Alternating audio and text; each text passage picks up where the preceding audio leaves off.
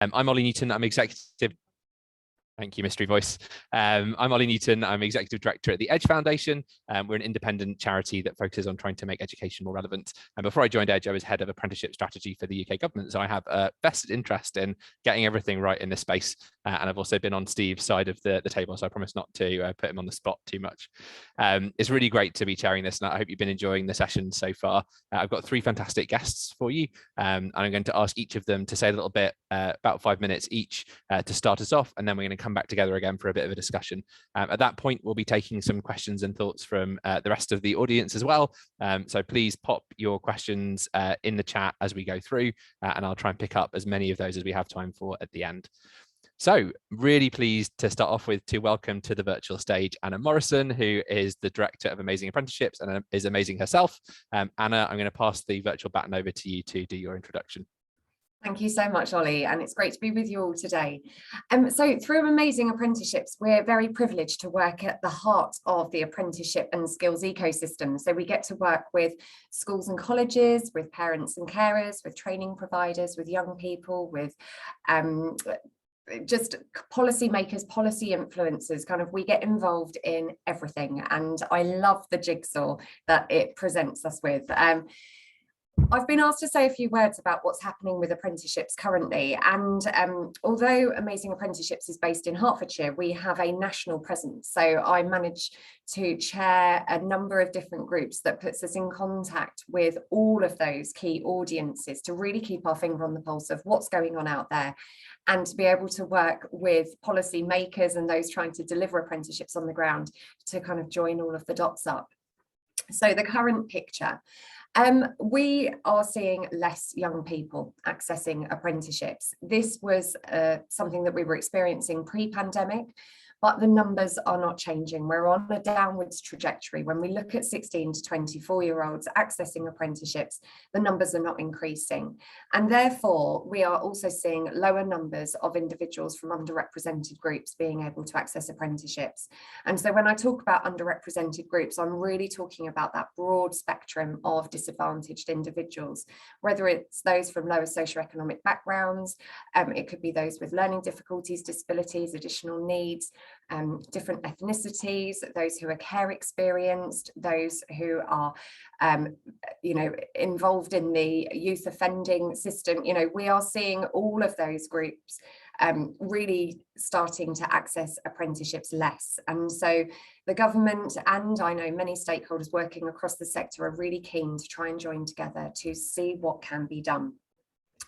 We also know that of those individuals that do access apprenticeships from those disadvantaged groups, they are less likely to stay and complete their apprenticeship, therefore putting them at a further disadvantage.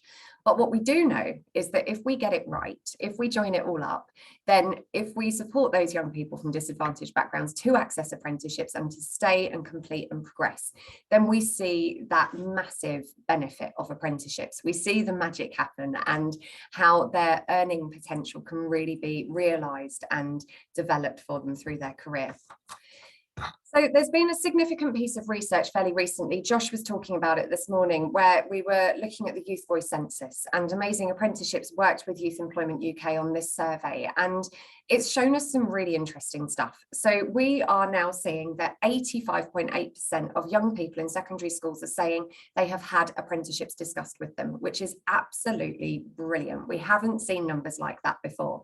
However, of that same group, only 28.6% are saying that they are likely or very likely to apply for an apprenticeship.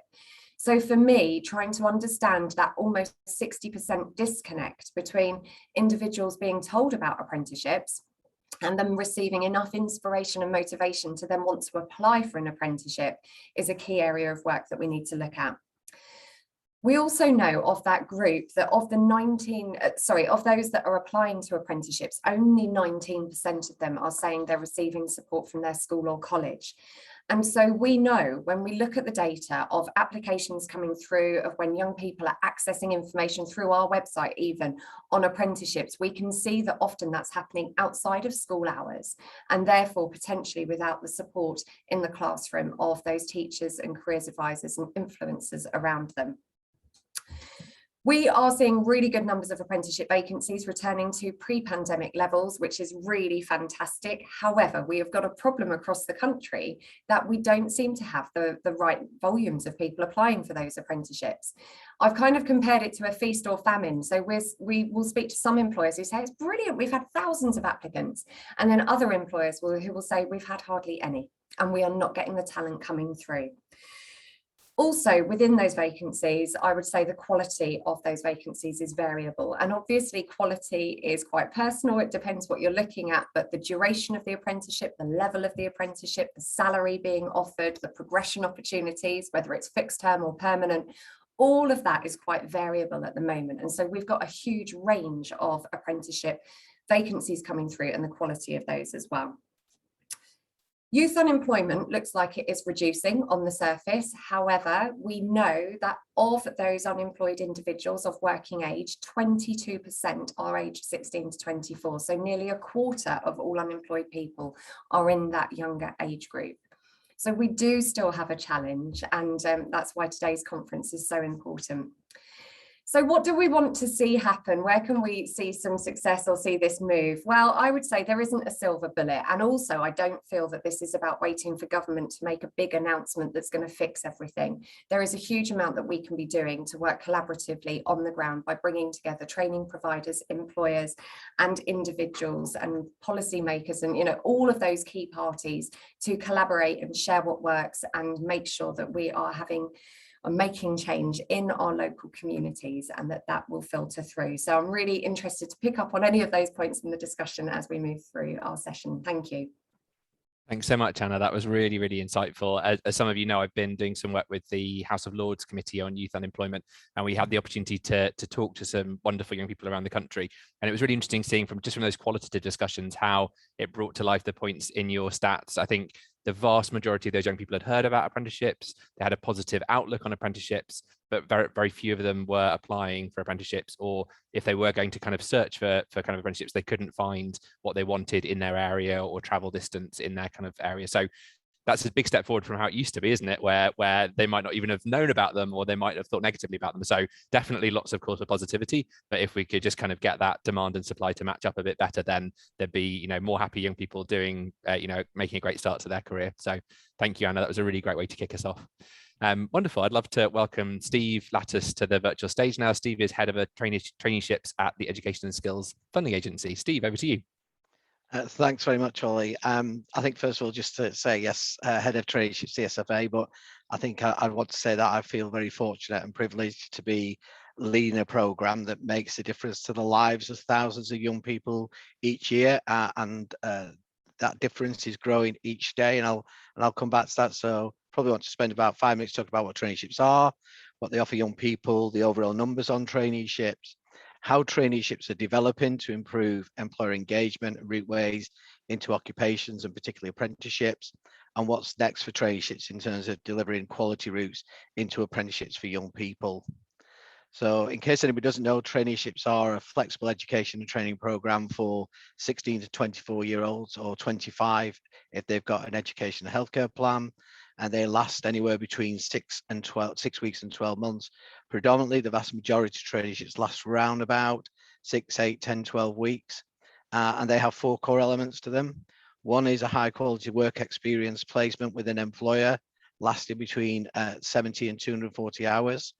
Work preparation training with a training provider, English and maths and digital as part of the functional skills offer for those young people who are qualified to level 2 and below. And then probably the newest intervention, or the one that's starting to grow, is the optional sector focused technical and professional element and qualifications that help young people to prepare for the occupational standards in apprenticeships. And I'll say a little bit more about that. So what about numbers of young people on traineeships? Well, in the 18-19 academic year, there were just under 15,000 starts on traineeships. In 1920, we saw a fall, and we can partly attribute that to COVID impact, where there were just over 12,000 starts. But last year, I think we saw, not just through the investment from government, but a significant growth in the programme. And although I can't, the figure's not in the public domain, we actually saw the number of starts increase by nearly 50%. And in fact, we saw the highest level of starts in the traineeships programme since way back in 2015-16. And traineeships get great outcomes. Some 75% of all young people who start a traineeship complete it. And over the next 3 years, we're actually aiming to increase that level of completion to 80%. Of the 75% of young people who complete a traineeship, 66%, so 2 in 3, progress into an apprenticeship, employment, or further education. And again, over the next 3 years, we're aiming to lift that progression rate up to 70%. And we want to double the number of young people who progress into apprenticeship. And just to put that in perspective, at the moment, 23% of young people who complete a traineeship progress into an apprenticeship. We want to try and aim to get that up to 50%. And the other key facts that I think are important are that 33% of all traineeship starts are from young people from a BAME background, and some 23% are from young people with a learning difficulty or disability. And in terms of how we're developing traineeships to improve employer engagement and route into occupations, there's been significant investment in the traineeships programme. And this current academic year, we've been given an additional £126 million, which will actually fund up to 43,000 starts. We've been expanding the provider base with over £65 million of funding being allocated to 19 to 24 providers. And we're currently running a market entry exercise to grow the provider base for 16 to 18-year-olds. And we're really starting to see and position the programme very much as a pre-apprenticeship, pre-employment programme.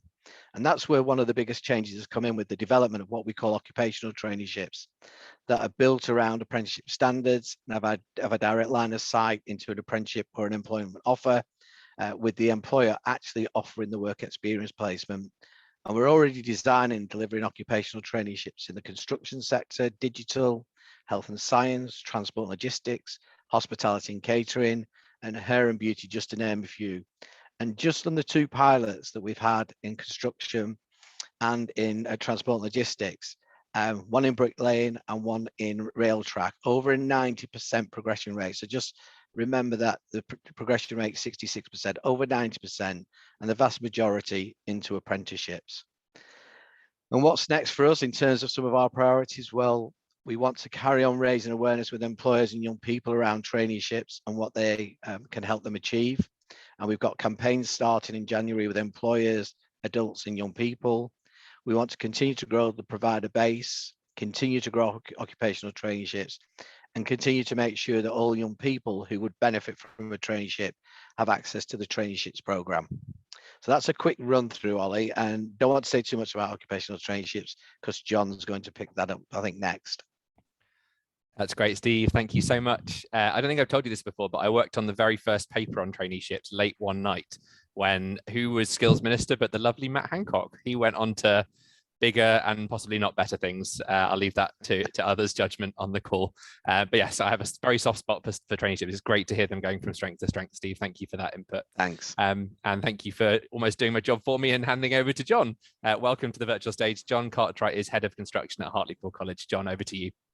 Thanks very much, Ollie. Afternoon, everybody. I don't think the subtitles are working at the bottom of the screen to pick up my northeast accent, so I think everybody's just going to have to go for that. So I'm happy to give an insight into the pilot for the Bricklaying occupational traineeship. Very lucky to get involved in this from Hartlepool College's point of view. As a bricklayer myself, in a previous guise, these days, as Ollie's introduced me, Head of Construction and Built Environment at Hartlepool College, where we have apprenticeships in brick, joinery, paint and decorating, technical professional, which is civil engineering, quantity surveying, architectural, heating and vent. We used to running apprenticeships very successfully in the northeast. Taking on the traineeship was interesting. Working with an amazing team of people, including Steve on the call, and the CITB, and the British Association of Construction Heads, of whom I'm northeast chair.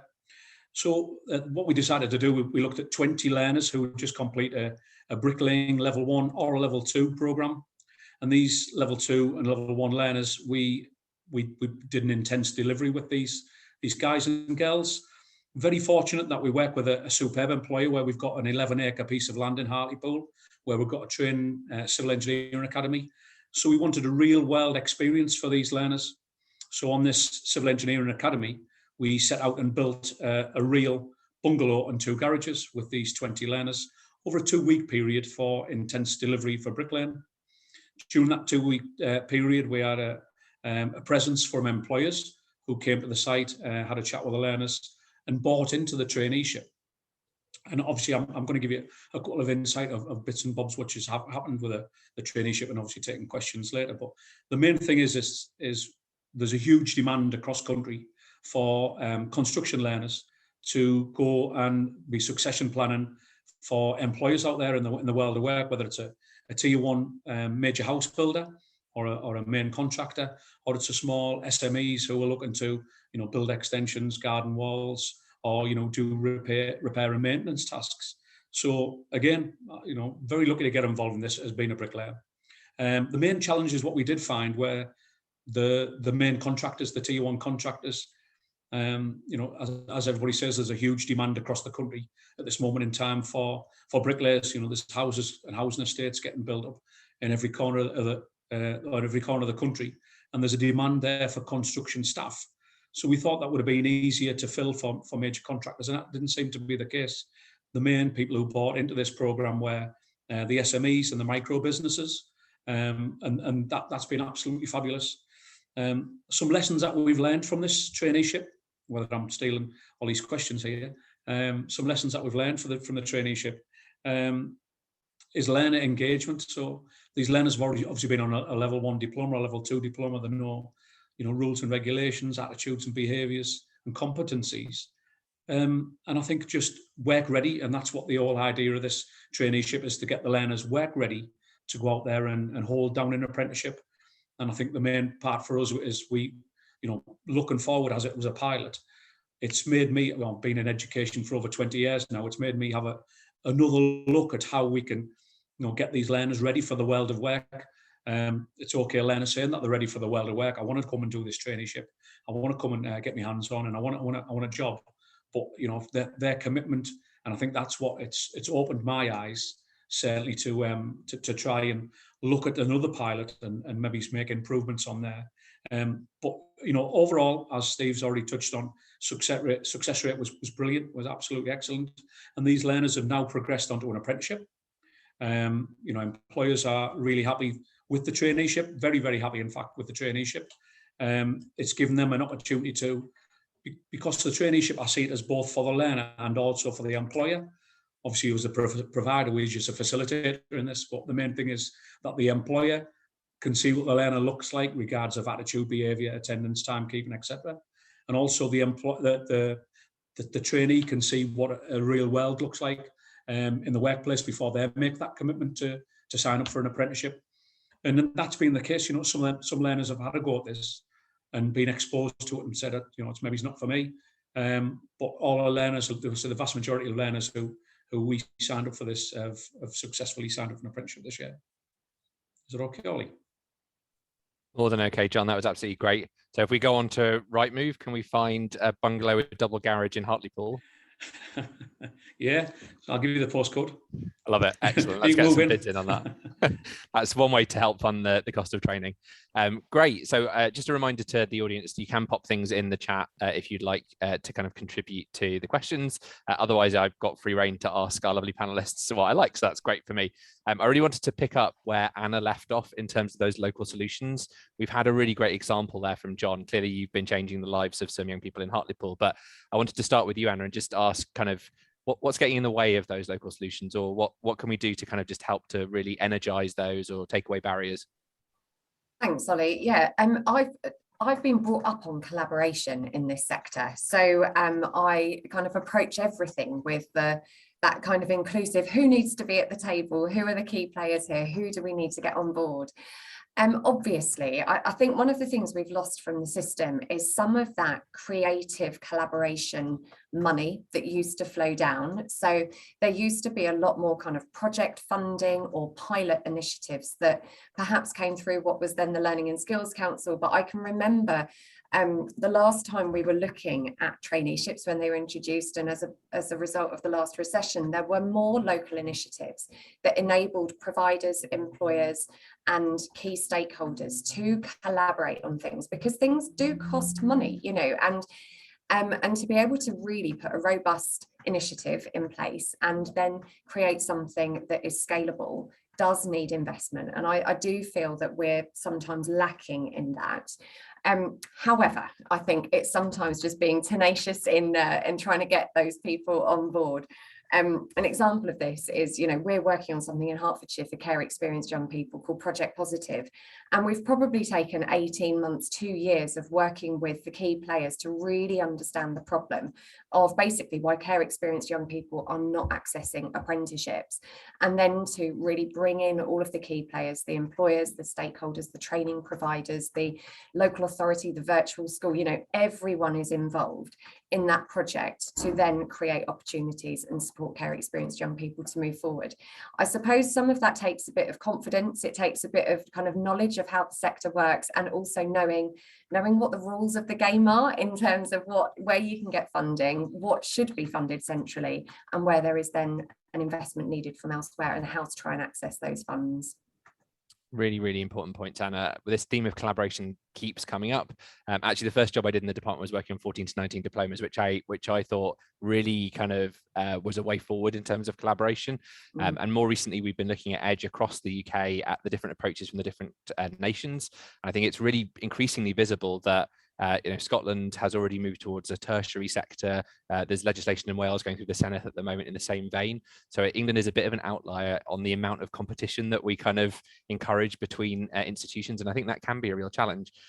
John, maybe I could come to you on that. I know you mentioned some really great collaboration with employers and others, but are there things that could be done to help to kind of branch out and help others to kind of collaborate a bit more in this space? I think it's fundamental what you've just said there. You know, employers need to buy into this, and you know, we were lucky that we had quite a lot of SMEs who came and then, you know, give the learners a couple of pep talks and, you know, a bit of information of what the site's going to look like. You know, remembering these are 16 to 17-year-old learners that've just left school. You know, they've been at school through a pandemic, so you know, they haven't been exposed to school, never mind the world of work. You know, and they're open up to an employer who they've never met before, and they're going out there with a bag of tools just to go and, you know, they've seen that much information on how much, you know, the construction industry is getting these days. You know, construction industries. So for an employer to come in and, you know, give us an indication what's happening in the world of work and how much they can. You know, fair enough, that's what the learners are interested in, the money side of things. But you know, it's absolutely key that we've got employers working with us. It's vitally important. So you know, everybody who come and say that they've got to have an employer strategy or a, you know, stakeholder engagement strategy, not just employers. You know, even like some manufacturers, we rely on a lot of manufacturers to come in and give for example, with plumbers, they'll have some guys and girls coming in who work for like some Mitsubishi or Ferroli or Vaquera or Danfoss, who will come in and give the insight of what it's like for, you know, using them parts or using that piece of kit. So we work to say part of this traineeship. Vital that we work with employers and other stakeholders to get things the best we could. That's absolutely great, John. And Steve, I really loved what you were saying about the kind of opportunity that traineeships presents in the kind of diversity space.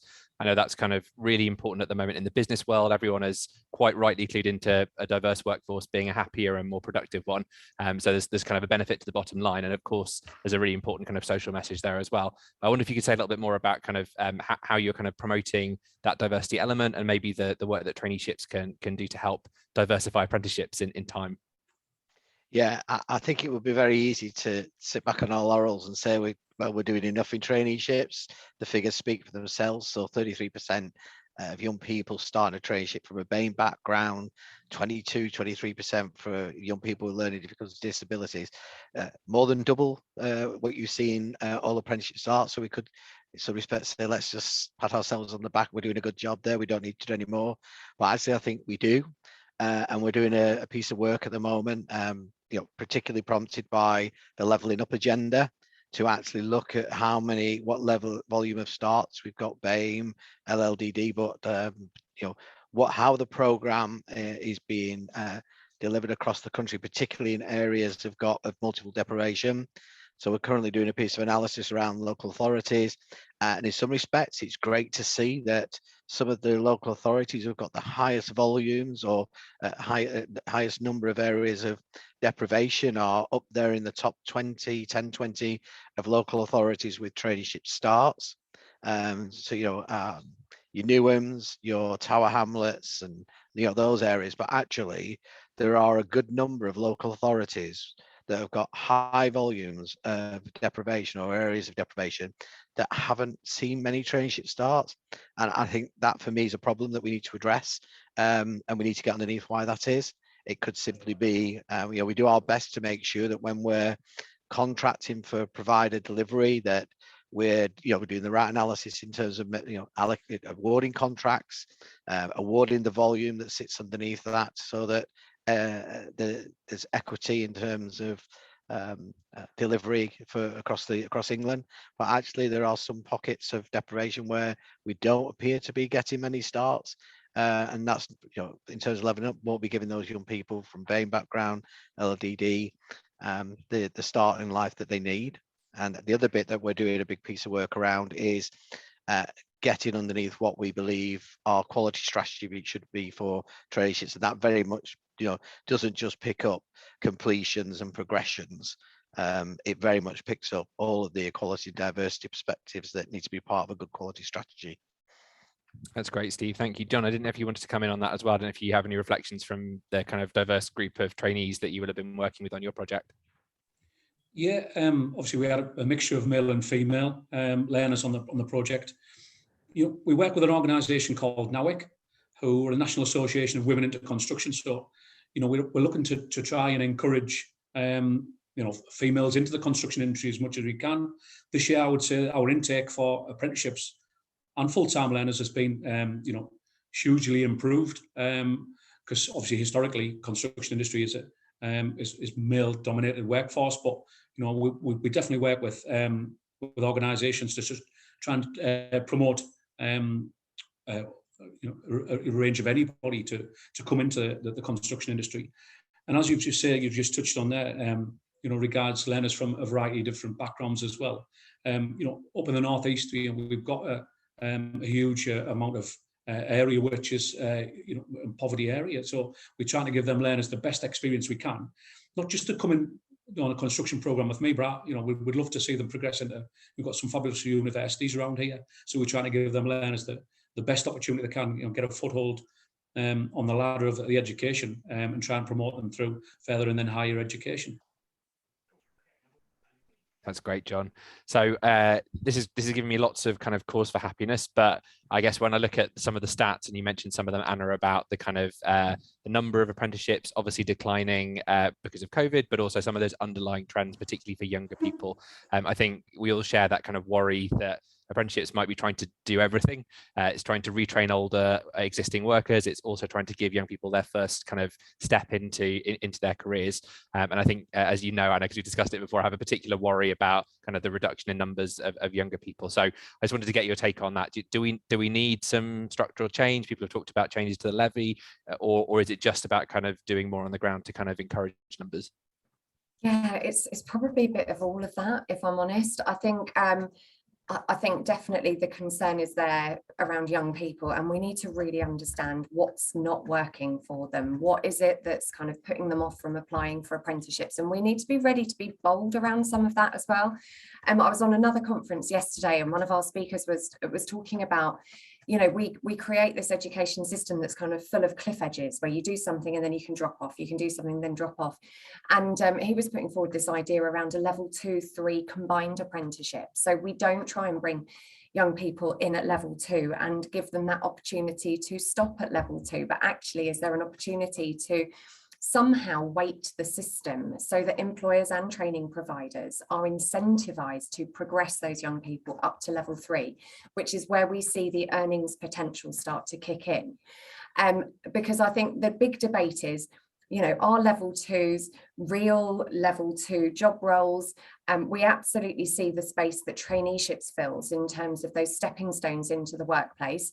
As an employer that has offered level two apprenticeships, I can guarantee it's an actual job, but you get even more from it when you progress them on to level three. So I would like us to have a system that is a bit more ambitious around incentivizing progression, really looking at the investment that's needed for English and maths. You know, we have half of our young people finish mandatory or statutory education having not achieved English and maths, yet somehow we are therefore expected to fix that as a quick fix, a badly funded quick fix in my opinion, through either traineeships or apprenticeships. And actually this is a really crucial area where we should be putting a lot of investment to get it right and give them those foundations for those young people who perhaps have missed out on that through their statutory education, and ensure that they are set up for success. So I would love to have a bigger debate around kind of the stepping stones in, what more we can do to ensure that not only are young people accessing the workplace, but really moving into careers and having that progression opened up in front of them. Great points, Anna. And yeah, that's probably one for a whole day's worth of debate. Emma has asked a question from the audience, which actually relates to this. So this point about young people and diversity. So asking about what kind of support we can offer to underrepresented young people once they're in the apprenticeship. Obviously, the traineeships is one route in, but to make sure that they get the help they need to complete. And as you've touched on, Anna, there, you know, completion rates are not great compared to other countries. So it's always a bit of a tragedy when everyone's done all of that work to get somebody in, and then it doesn't work out. And sometimes that's for kind of fair reasons, but it's still kind of relatively low.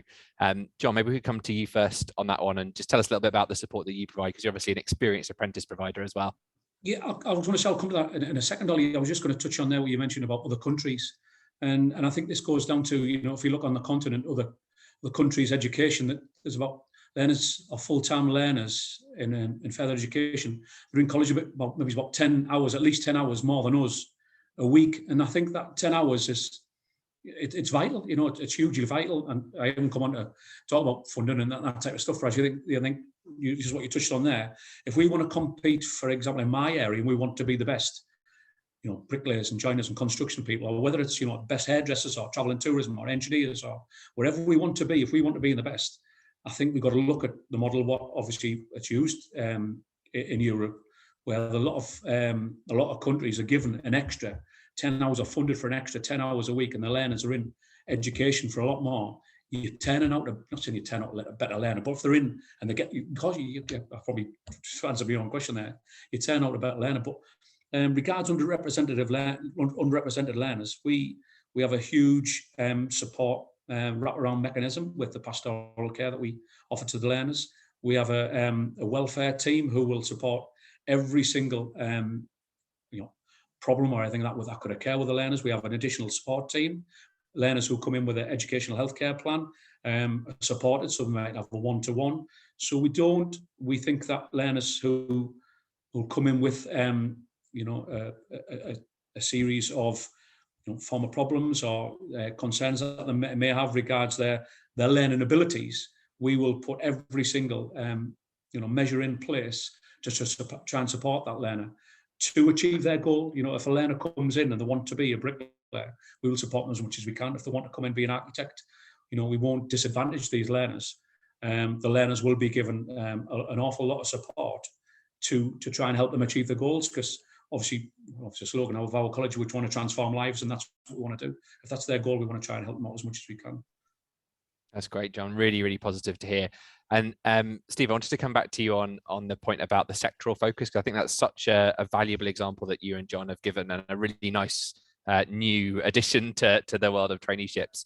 It made me think a bit about the model in Scotland, which some people might be a bit familiar with as well, foundation apprenticeships, which are similarly linked to sectors, and I think a really good way to help young people prepare.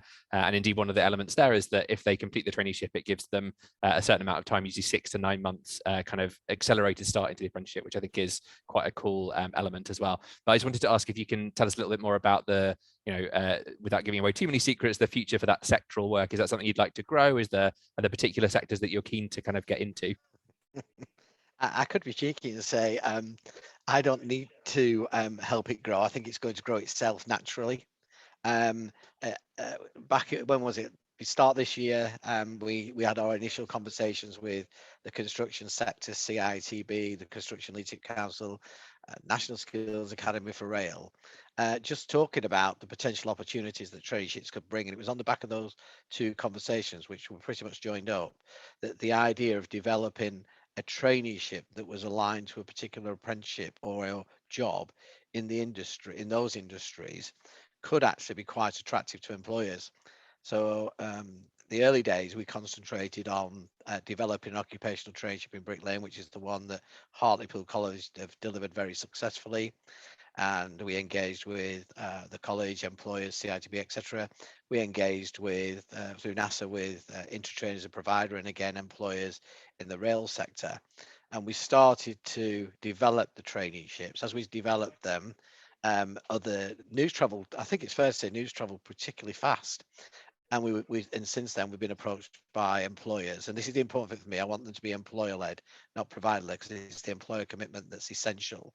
But a number of employers in those other sectors, like health and science, hair and beauty, digital, transport and logistics, nuclear, have all come forward and said, could we look at developing a similar traineeship for our sector?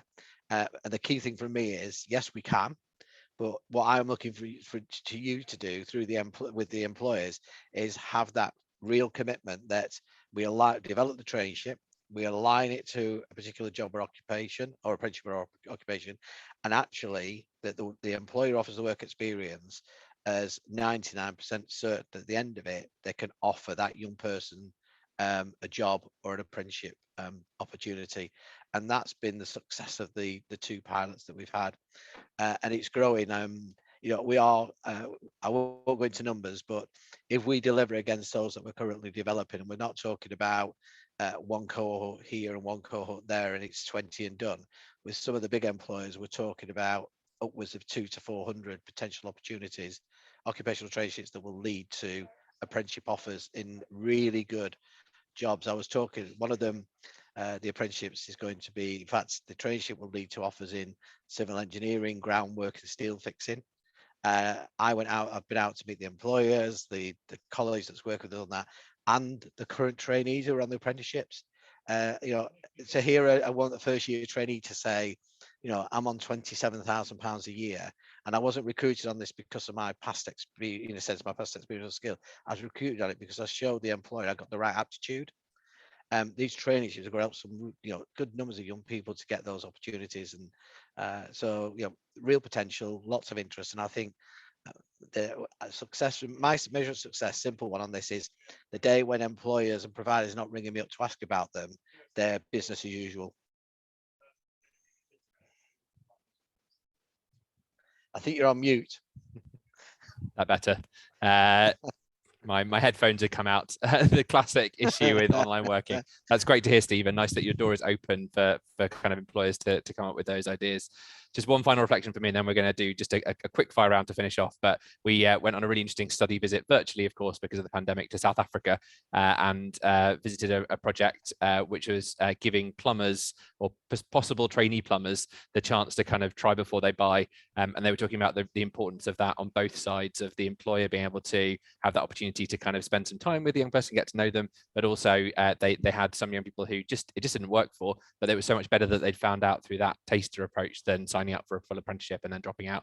It really made me think about what you were saying, John, in a similar vein. So it's great to see that being part of it. Ollie, so I use that term all the time, but then I thought, I can't use it today. Try before you buy.